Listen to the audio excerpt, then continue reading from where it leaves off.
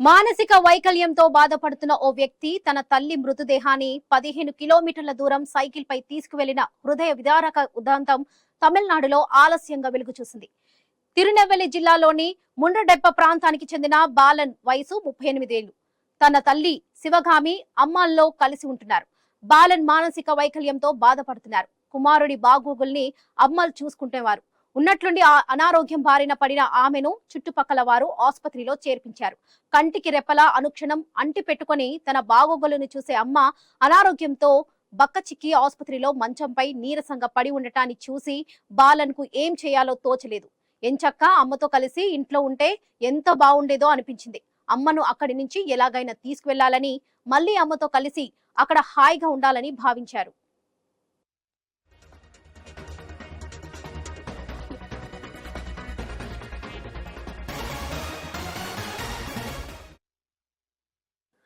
వైద్యులకు చెప్పకుండా అమ్మాలను తీసుకొని బయటకు వచ్చారు. ఓ సైకిల్ పై కూర్చోబెట్టుకున్నారు. సైకిల్ ను నడిపించుకుంటూ ఇంటికి బయలుదేరారు.